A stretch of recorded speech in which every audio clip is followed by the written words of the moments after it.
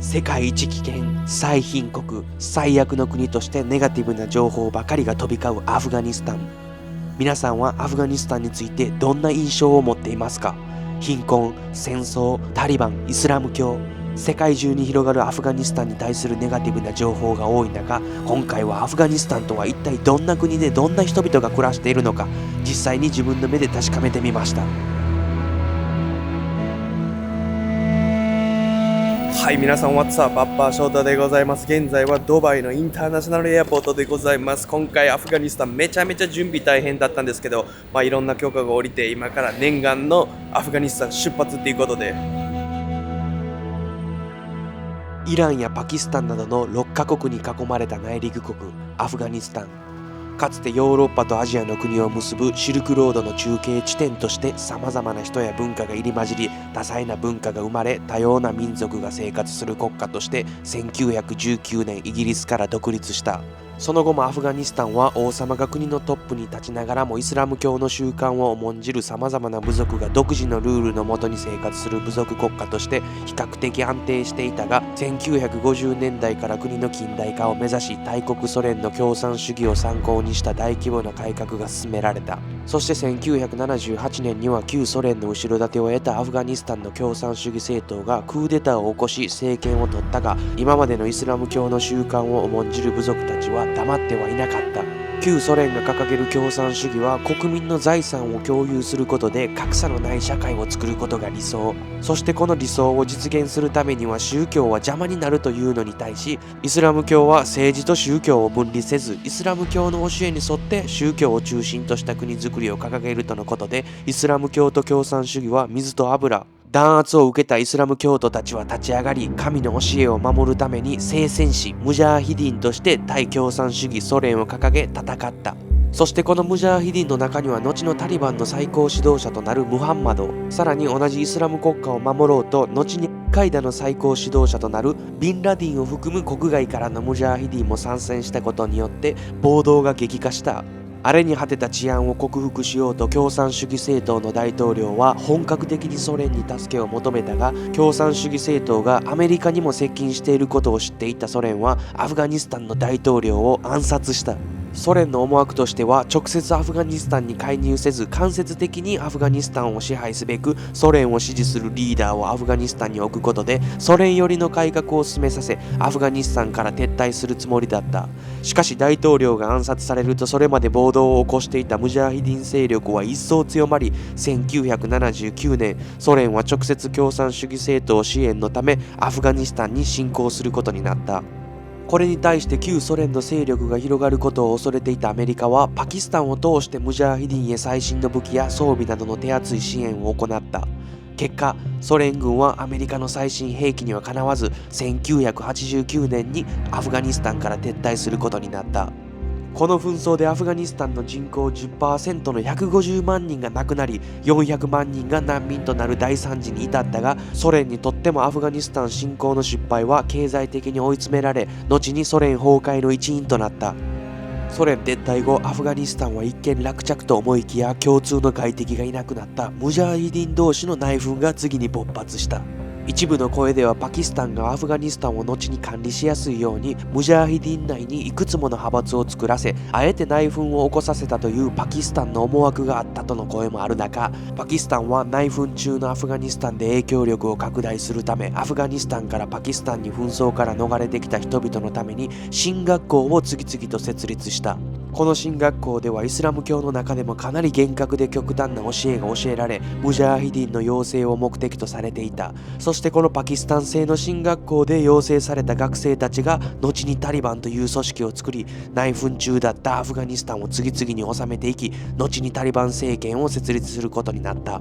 このままアフガニスタンはタリバン政権の下で争いがなくなり治安が回復していくかと思いきや新しい展開にアフガニスタンは巻き込まれることになる。米ソが弱っている冷戦時に中東での勢力を拡大するため石油利権を牛耳ろうとしたイラクのサダム・フセイン大統領は世界に石油を高値で売るため中東近隣国に対し石油の販売価格の統一を求めたが、しかしクウェートという国は値段の統一を拒否し安価で売り続けた。この要求を拒否され感情的になったイラクのフセイン大統領は1990年にクウェートに侵攻し湾岸戦争が始まった。この侵攻に対し中東のリーダー的存在であるサウジアラビアは隣国クウェートでの紛争が自国へと移り込むのではないかとイラクに対する国防対策を必要とした。そしてこの国防対策に名乗りを上げた人物こそがアフガニスタンでムジャーヒディンとしてソ連に対抗しソ連を倒した英雄として帰還したサウジアラビア出身のオサマ・ビンラディンだった。もともとビンラディン家はサウジアラビアの超お金持ちの一族で国内でもかなり影響力を持っていたが、サウジアラビアの王家はイラクの軍事力にビンラディン率いる聖戦士のみでは国は守れないと判断し、ビンラディンからの国防の申し出を断り、代わりにアメリカ軍の駐留を受け入れた。その国王の決断に対してビンラディンは猛反対し、イスラム教の聖地メッカがある神聖な地にイスラム国家ではないアメリカの軍隊がとどまることなどあってはならない、イスラム教の教えの中で国を守らないといけないと大批判したが、国王は敵対心を持つビンラディンを国内へ置いておけないと国外へ通報した。そして行き場を失い反米感情がどんどん高まっていったビンラディンが行き着く場所が、かつてソ連軍と共に戦った聖戦士ムハンマドがタリバンの最高指導者として支配するアフガニスタンだった。アフガニスタンは反米活動を支持しているとは思われたくなかったが、イスラム厳格主義では敵から追われている人を命を懸けても助けなさいという掟があり、かつて共に戦った同志ビンラディンとその仲間をかくまった。そんな矢先に世界中を震撼させる大事件が起きる。そしてアメリカはこの事件をビンラディンとその仲間たちとみなし、タリバンが支配するアフガニスタンに彼らの身柄を要求するが、タリバンはこの要求を拒否。これに対しアメリカはアフガニスタンに侵攻を開始し、アフガニスタンでは再び大規模な戦争状態に入り、アメリカ侵攻後わずか2ヶ月でタリバン政権は崩壊した。そして2021年にはビンラディンを撃退し目標は達成されたが、反米運動の再発を恐れたアメリカはアフガニスタンを完全に民主主義国家へ作り変えるため、新しい憲法、軍隊、警察、選挙をアフガニスタンに導入し国家改造を試みた。しかし約20年間タリバンからの敵襲によるアメリカ兵の犠牲は増え続け、総額220兆円以上を投じても決してアメリカはアフガニスタンを制御することができず、2020年トランプ政権時の米軍撤退発表から段階的に米軍を撤退させ、2021年のバイデン政権には完全に米軍が撤退した。一方、米軍撤退発表とともに勢力を拡大しつつ潜伏していたタリバンは、米軍が完全に撤退した2021年8月15日にアフガニスタン全土を制圧し、20年間にも及んだアフガニスタンの紛争はアメリカ軍の完全撤退と国際社会から正式に国家として承認されていないタリバン政権の復活という形で幕を閉じ、現在に至る。はい、皆さん、ここがですね、首都カブールの空港でございます。全く人がいないという、こんだけ人がいない首都の空港、初めてかなっていう感じなんですけど、アフガニスタンはほんま未知の世界でネットがあるのかないのか、お金もどうなってるのか全くわからないんですけど、行ってみたいなと思います。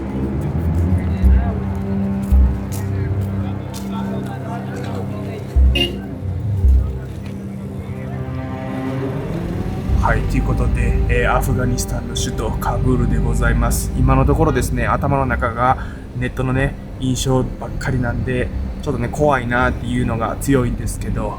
今回ですね、友達と一緒に回るということで、How are you Hello, doing, mate? how are you? Very Welcome good. to Afghanistan, Shota. Yes, I'm excited to discover in Afghanistan. Yeah, welcome. Yeah. So people from here, what kind of language they speak? Well, Afghanistan is a home for many ethnic groups, Right. but the two most popular is Tajik and Pashtuns. Okay. So people both speak Persian, Dari accent, and also Pashto. Yeah. Right. So is that completely different as Urdu and Yes. Hindu? Different. Arabic. Completely different. 外務省によるとアフガニスタン全土の危険レベルは4段階のうち最大レベル4の渡航禁止、世界で唯一危険レベル4超と世界最悪の治安。はい、ということで今回滞在するホテルでございます。いやーもうアフガニスタン未知の世界すぎてどんなホテルなんでしょうか。いきなりセキュリティがあります。How are you doing good?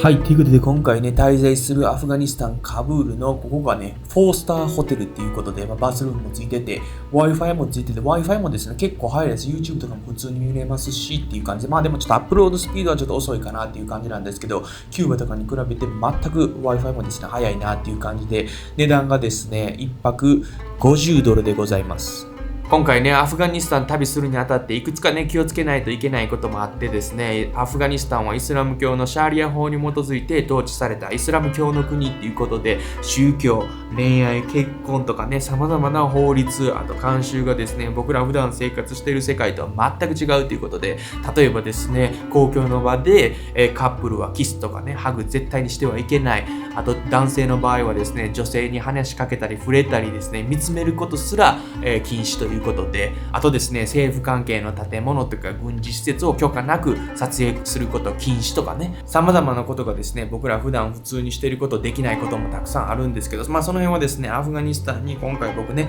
お邪魔させてもらってる身なんでね、リスペクトの心を持ってやっていきたいなと思うんですけど、今からですね、外出てね、治安とか、あと物価とか、アフガニスタンのリアリティを見てみたいなと思います。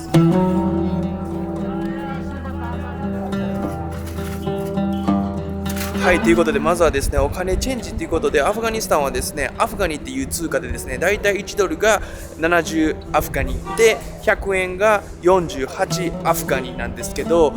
空港でも両替するとこあるんですけど、ここにあるようなですね、街中にあるストリートで両替する方が圧倒的にレートが良くてですね、で、あとドルとユーロと、あと AED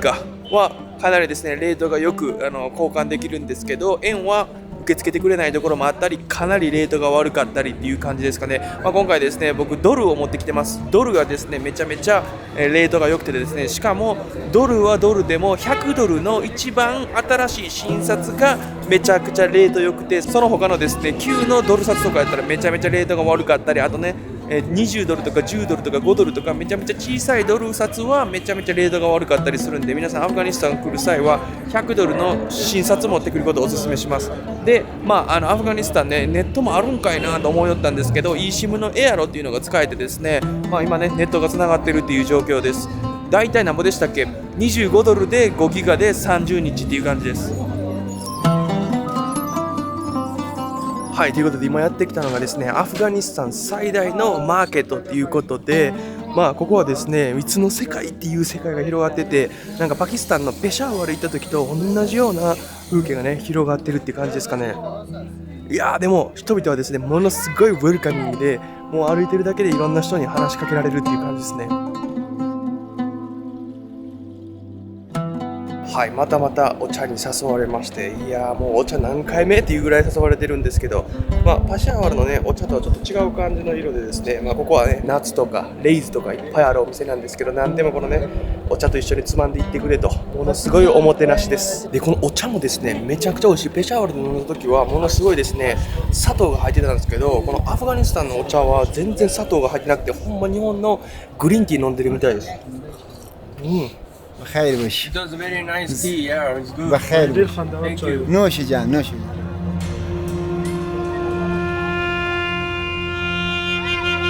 アフガニスタンでは男性は部族や地域によって形や色が異なるカミーズを着用することが義務付けされ、タリバン政権が復帰する以前は女性もカミーズを着用することが許されていたが、現在は女性の顔を含む全身を覆うブルカのみが公共の場で着用することが許されているとのことみたいです。ということで皆さん、今回ですね、アフガニスタンに入ってから5回ですね、タリバンに止められて、僕今ね着てる服がですね半ズボンなんで、半ズボンはダメだぞということで警告されまして、カブールはですねどちらかというとオープンなんですけど、もっと保守的な地域、田舎の方に行くとより厳しいということみたいで、これからですねアフガニスタンのクローズを着てアフガニスタン旅に臨みたいなと思います。はい、ということで皆さん、これからですねアフガニスタンの旅、この服装で臨みたいなと思います。これでタリバンに止められることはないでしょう。今ね、聞いた話なんですけど、男性も女性もですね伝統的な衣装を着ないと、パニッシュメントがあるっていうことで、そのね石打ちとかあと鞭打ちとかの刑があるみたいです。かなり厳しいって感じですかね。これでいい感じですかね。こんな感じですね。いや着てみた感じですね。結構ですねこの服着た方が涼しいですね。散髪もですねストリートであるんですけど、散髪のバリカンもですねハンドでこうやってハサミみたいにしてするやつみたいな、ものすごいもう何年前の世界って何回も言うようなんですけど、僕らがね普段今生活している世界がですねどれだけ近年で成長したのかってすっごい分かる感じですね。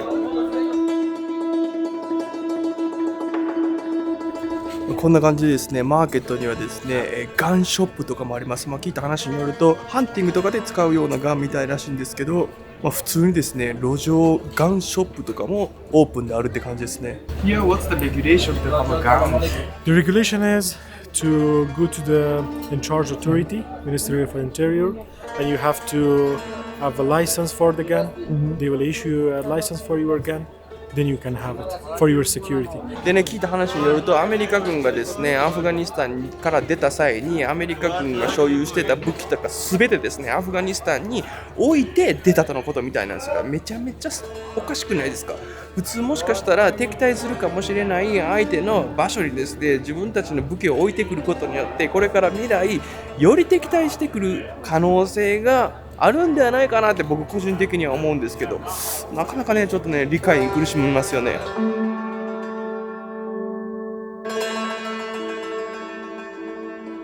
How much is the water? 10? 10, okay. Wow, it's super cheap. Thank you. アフガニスタンではタバコの生産すること禁止されてるみたいで、全部タバコがですね輸入のタバコだそうです。タバコの値段はですね40から200アフガニみたいです。これが20アフガニでチューインガムが、20アフガニみたいです。What about this? チョコレート10アフガニ。スナックはめちゃくちゃ安いですね。アフガニスタンの水も最高にうまいですね。聞いた話によるとお水もですねアフガニスタン産らしいです。ナイスウォーター。You restaurant? I am restaurant. You work in here? Nice to meet you, man. ということで今からなんですけど、アフガニスタンのローカルレストランということでどんな感じかなっていうのね見てみたいなと思います。飯食うところはですねこんな感じで床にですね机があるパターンです。パキスタンの時は机もなくて床のまま食べてたんですけど、これ綺麗な感じですね。これがですねアフガニスタン最初の料理ということで、これはですね羊の肉みたいです。羊のバーベキュープラスパンと野菜とヨーグルトがついて、なんとこれで2ドル80セントぐらいですよ。飯バリ安いです。友達はですねポラウっていう食べ物でパキスタンのペシャワルで食べた同じような感じのやつですね。それいただいてみたいなと思います。いや匂いはですねもう最高なんで、どないしてたのこんなパンがですね結構分厚い感じで、こっちはペシャワルとはちょっと違う感じなんですけど、こんな感じで挟み込んでくるみたいです。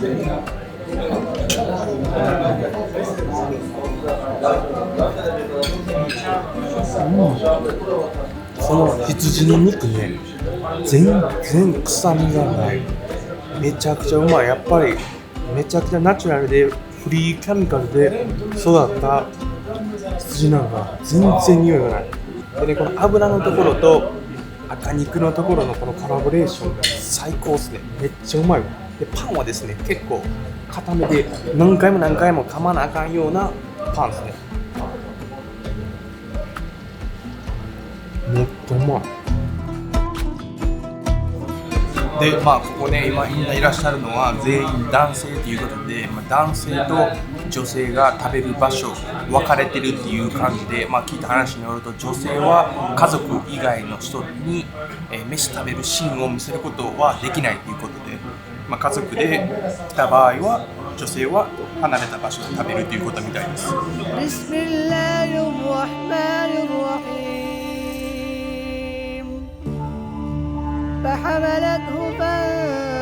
アフフガニスタンでは基本的にはね、男性はモスクまたは出先、女性はね家の中で毎日5回の礼拝が義務付けられ、サウジアラビアにあるイスラム教の聖地メッカの方向を向いて礼拝するアフガニスタンの人々にとっては最も神聖な時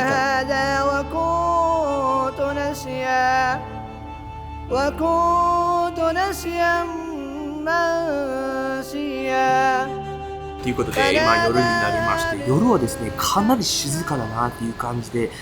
パキスタンの荒々しさが全然ないなっていう感じです。びっくりですよね。今回ね一日旅してみて、治安はですねやっぱりタリバンに支配されてるから結構ね落ち着いてるなっていう印象で、その代わりものすごいたくさんのチェックポイントでタリバンに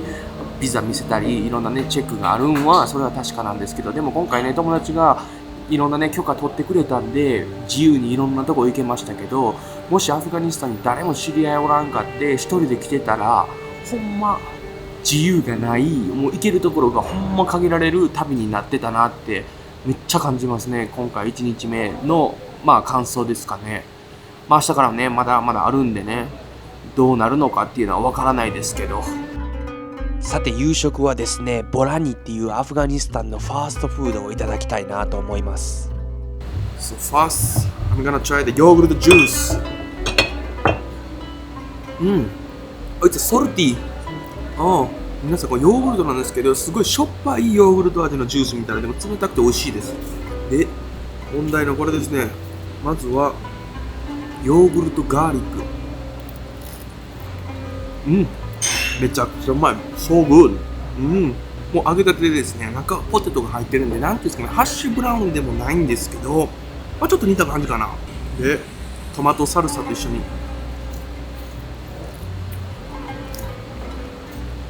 spicy. It's so nice also.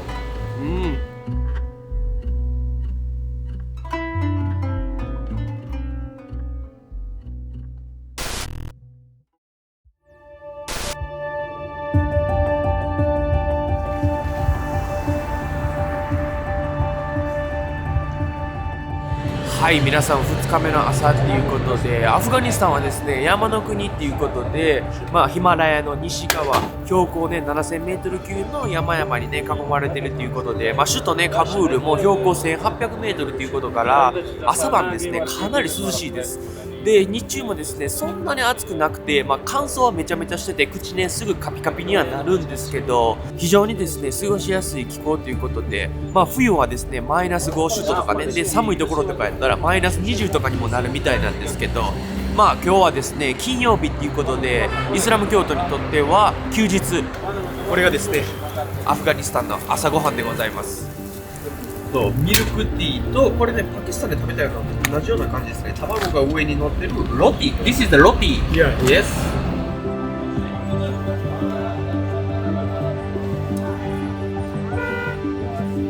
はい、今日もですね相変わらずアフガニスタンの人々ほんま親切でとてつもないおもてなしですね。いやアフガニスタンに来る前のねニュースがいかにですね一つの視点に絞られて、しかも特にねネガティブな内容だったんだなってね、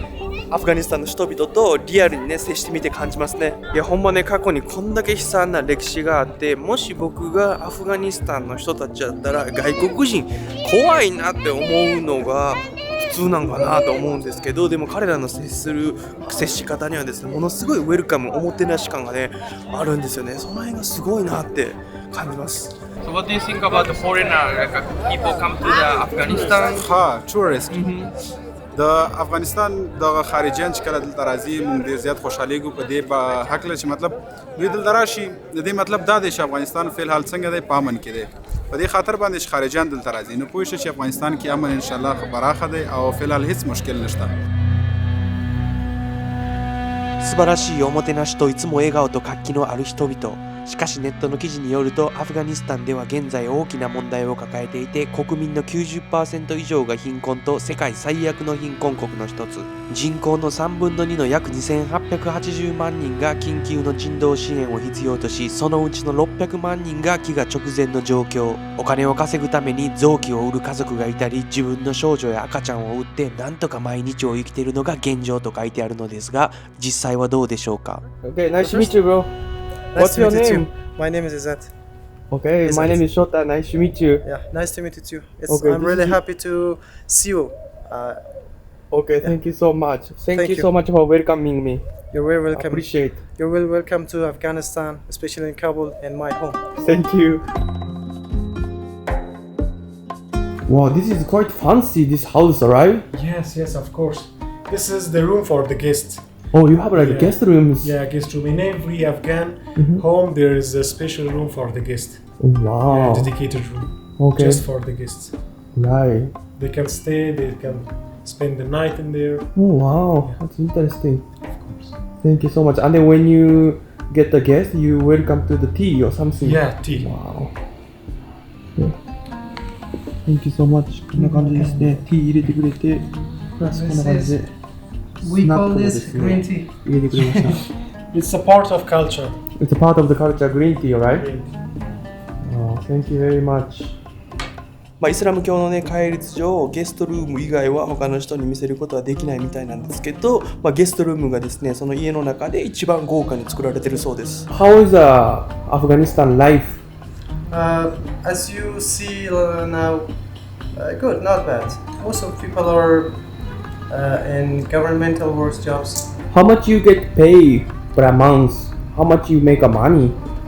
Well, because I'm a shopkeeper, I can't guess it. How much should it be?